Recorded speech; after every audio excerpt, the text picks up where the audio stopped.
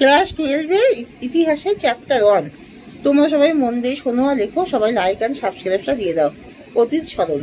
অতীতকে স্মরণ করার ক্ষেত্রে কিংবদন্তি বা মিথ এবং স্মৃতিকথার ভূমিকা আলোচনা করো।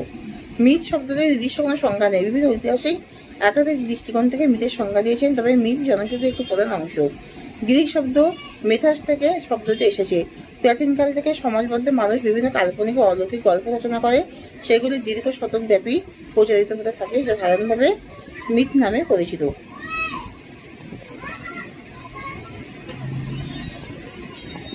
অতীত স্মরণ করার ক্ষেত্রে মিথের ভূমিকা। তুলনামূলকভাবে যাচাই পদ্ধতি প্রয়োগ করে মিথের কাহিনীগুলি থেকে ইতিহাসের বহু সন তারিখ নির্ণয় করা সম্ভব হয়েছে। মিথের ছোট বড় কাহিনীগুলি থেকে প্রাচীন ভারতের বিভিন্ন বংশ তালিকা পাওয়া যায়। কিংবদন্তি বা মিথের বিবরণ থেকে বিশ্বের বিভিন্ন দেশের মধ্যে সম্পর্কের আভাস পাওয়া যায়। বিশ্বের বিভিন্ন স্থানীয় ঐতিহাসিক ঘটনার সঙ্গে যুক্ত বা ঐতিহাসিক ঘটনার সাক্ষী কোনো ব্যক্তির অতীত স্মৃতি থেকে ঘটনাতে যে বিবরণ পাওয়া যায় তাকে স্মৃতিকথা বলা হয়। অতীত স্মরণ করার ক্ষেত্রে স্মৃতিকথার ভূমিকা আলোচনা করো।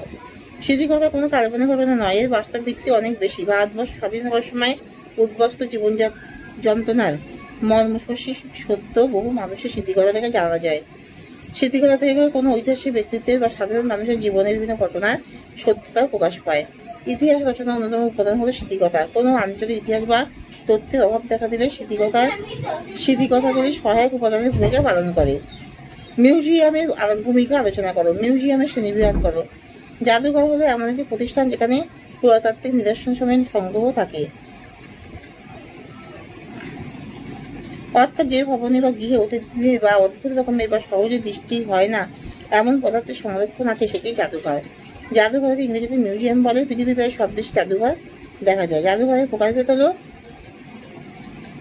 প্রত্নতাত্ত্বিক জাদুঘর। প্রাচীনকালে আদিম মানুষের ব্যবহারকারী নানা রকম জিনিস, তাদের তৈরি অস্ত্রশস্ত্র, তাদের ঘরে বাড়ি ধ্বংসাবশেষ, তাদের অলঙ্কার, এছাড়া অন্যান্য জিনিসপত্র প্রত্নতাত্ত্বিকরা খনন কার্যের মাধ্যমে পেয়ে থাকেন, সেগুলি খুব যত্ন সহকারে জাদুঘরে সংরক্ষণ করে রাখে। একে প্রত্নতাত্ত্বিক জাদুঘর বলে। ইতিহাসভিত্তিক জাদুঘর প্রাচীন বা অতীতকালে বসবাসকারী মানুষের বিভিন্ন নিদর্শনগুলি প্রত্নতাত্ত্বিকরা খনন কার্যের মাধ্যমে সংরক্ষণ করে রাখে। তার যে জাদুঘর তার ইতিহাস ভিত্তিক যে জাদুঘরে রাখা হয় তা ইতিহাস ভিত্তিক জাদুঘর। ঐতিহাসিক কেন্দ্রিক জাদুঘর। ঐতিহাসিক জাদুঘর হলো ইতিহাসকে ভিত্তি করে, অর্থাৎ এটি ইতিহাসের একটি ভাগ।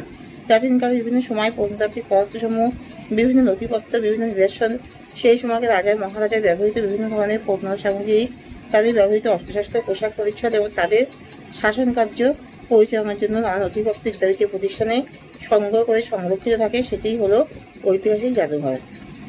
শৈল্পিক জাদুঘর। জাদুঘর মানে অতীত বা বর্তমানে নানা দুর্গ পদার্থের প্রদর্শন। শৈল্পিক অর্থাৎ শিল্পভিত্তিক মানুষের তৈরি নানা কারুকার্যময় চিত্র, ভাস্কর্য, মূর্তি এবং মাটির তৈরি নানা রকম সৌন্দর্য জিনিস। এছাড়া প্রাচীনকালে রাজা মহারাজারা তাদের ব্যবহৃত মুদ্রায় নানা রকম ছবি এঁকে রাখতেন।